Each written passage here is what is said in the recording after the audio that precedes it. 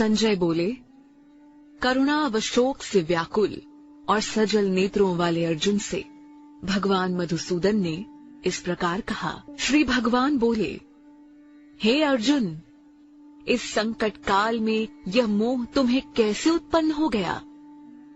यह आचरण आर्य पुरुषों को शोभा नहीं देता, क्योंकि इससे न ही स्वर्ग मिलने वाला है और न यश।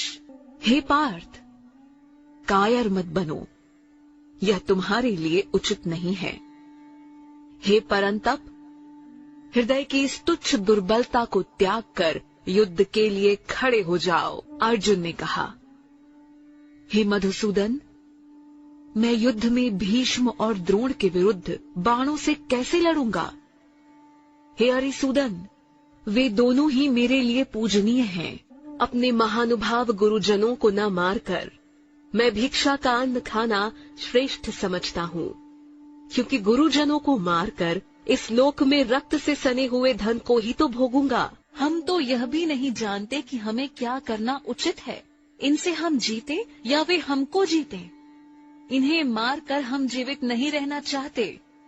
वे ही धृतराष्ट्र के पुत्र हमारे सामने युद्ध के लिए खड़े हैं। करुणा रूपी दोष के कारण मेरा मन कर्तव्य के प्रति भ्रमित हो गया है। अतः जो मेरे लिए कल्याणकारी है उसे निश्चित रूप से बताइए, क्योंकि मैं आपकी शरण में हूँ। मुझे शिष्य की भांति उपदेश दीजिए।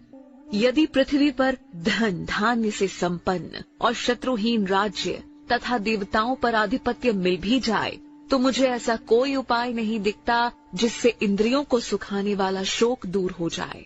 संजय बोले, इस प्रकार यह कहकर अर्जुन ने भगवान श्री कृष्ण से यह कहा, हे गोविंद, मैं युद्ध नहीं करूंगा, और चुप हो गए। हे भारतवंशी धृतराष्ट्र, दोनों सेनाओं के बीच शोक में डूबे अर्जुन से श्री कृष्ण ने मुस्कुराते हुए यह वचन कहे। श्री भगवान बोले, तो उनके लिए शोक करता है जो शोक करने योग्य नहीं है और ज्ञानी जैसे वचन बोलता है, किंतु पंडित जन मरे हुए और जीवित दोनों के लिए शोक नहीं करते।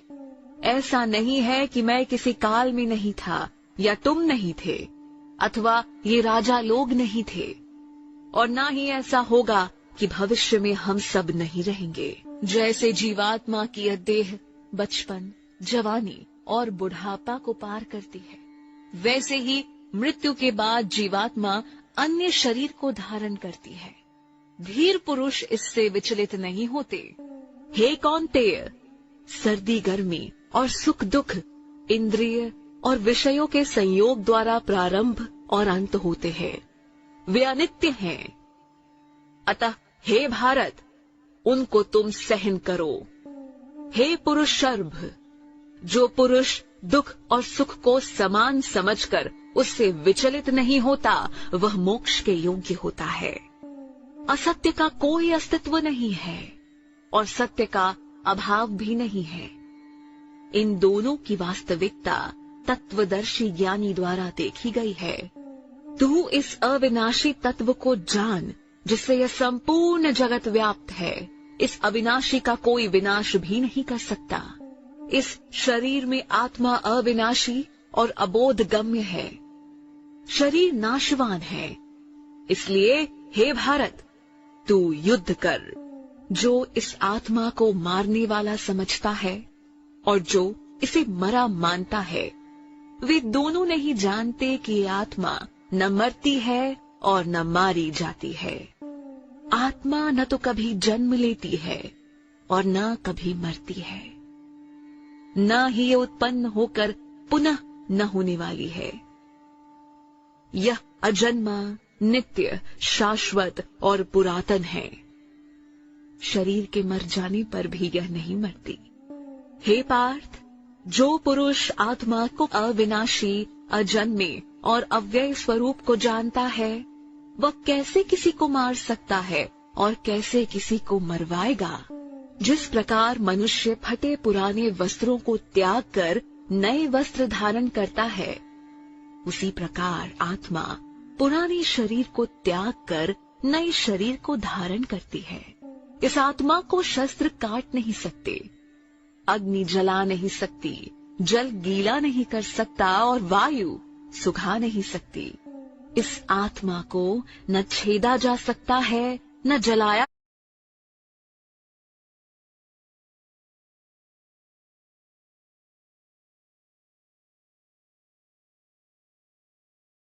किया जा सकता है और न सुखाया जा सकता है।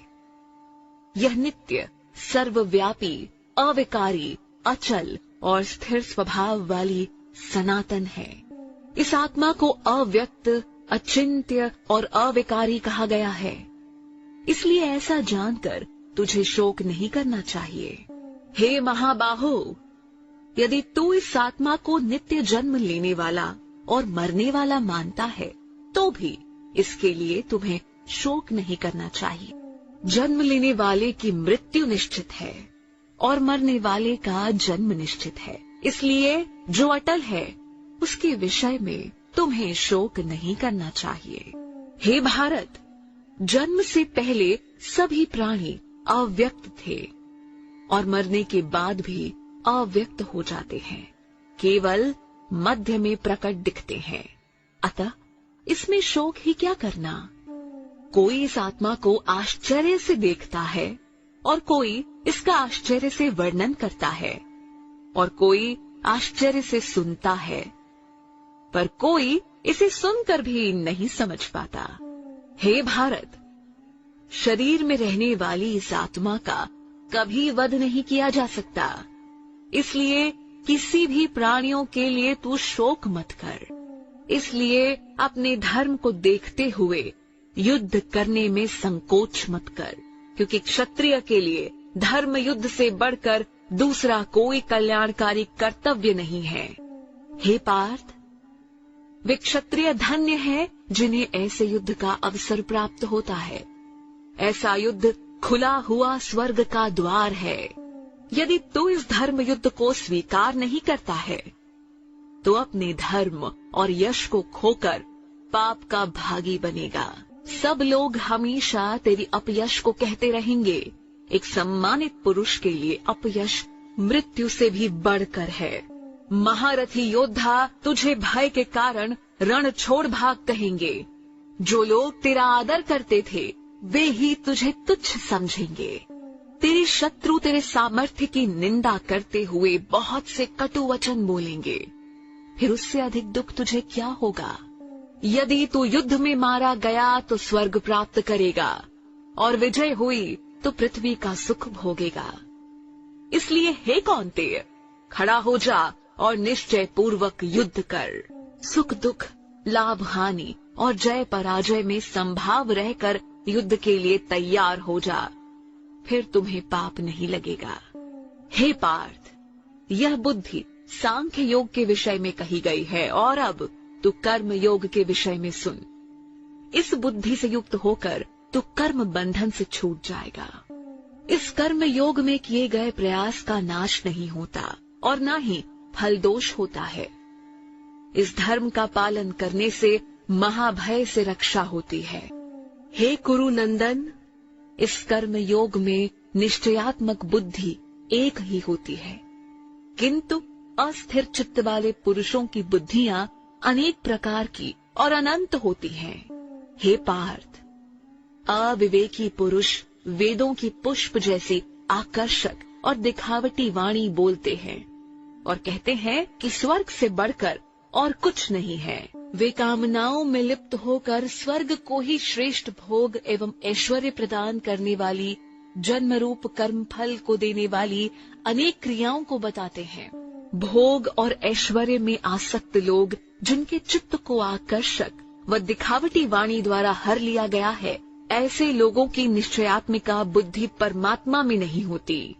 हे अर्जुन, तू वेद के तीनों गुणों से रहित और निर्द्वंद हो जा और नित्य सत तत्व में स्थित होकर योग क्षेम को न चाहते हुए परमात्मा में स्थित हो जा।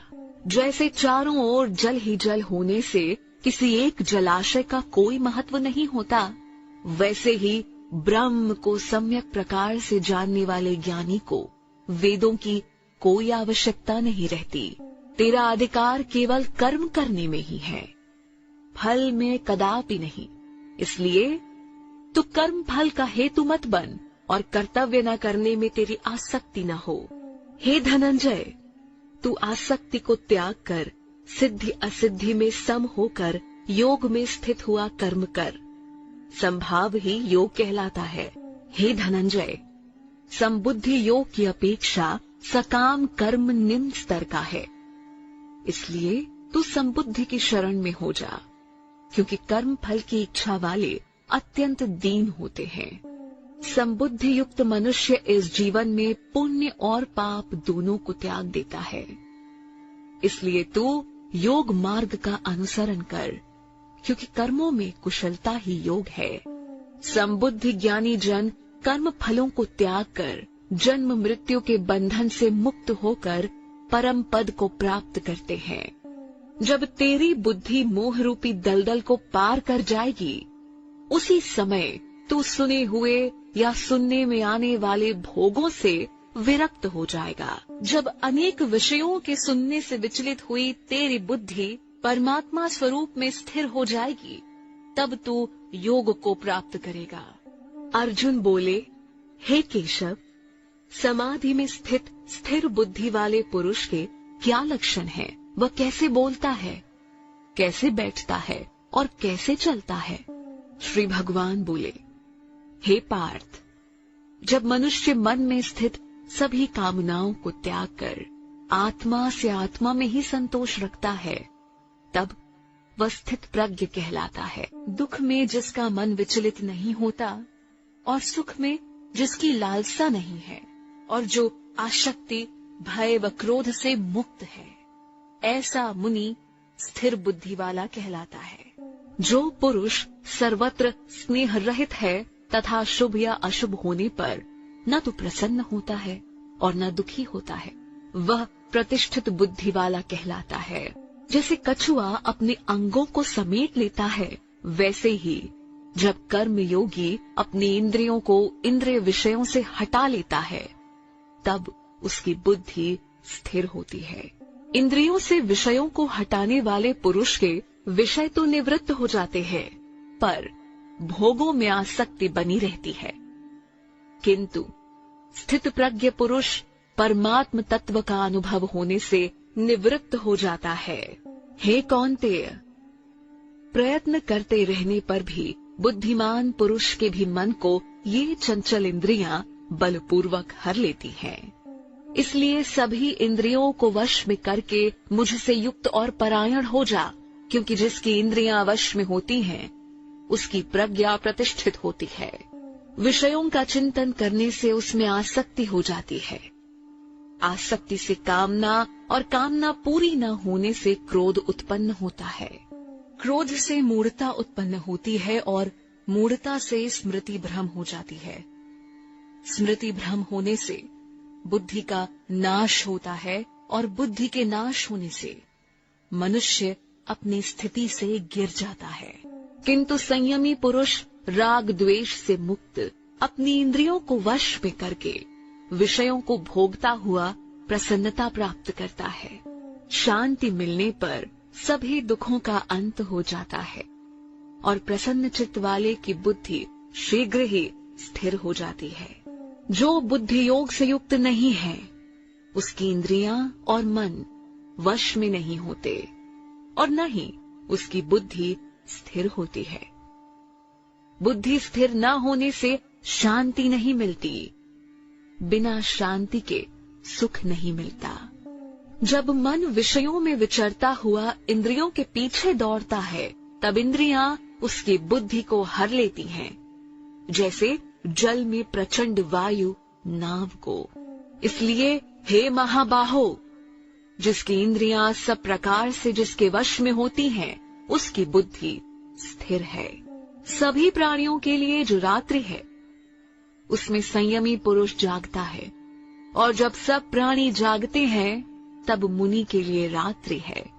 जैसे नदियों का जल चारों ओर से आकर समुद्र में मिलने पर समुद्र अपनी मर्यादा में अचल और शांत रहता है, वैसे ही संयमी पुरुष बिना विकार उत्पन्न किए परम शांति को प्राप्त होता है, कामनाओं को चाहने वाला नहीं। जो मनुष्य सभी कामनाओं को त्याग कर मिथ्या अहंकार, वासना और ममता रहित होकर विचरता है, वह शांति को प्राप्त होता है। हे पार्थ, यह ब्रह्म प्राप्ति की स्थिति है।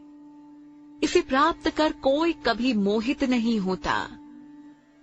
यदि अंत काल में भी इसी स्थिति में स्थिर रहे तो ब्रह्म निर्वाण की प्राप्ति हो जाती है।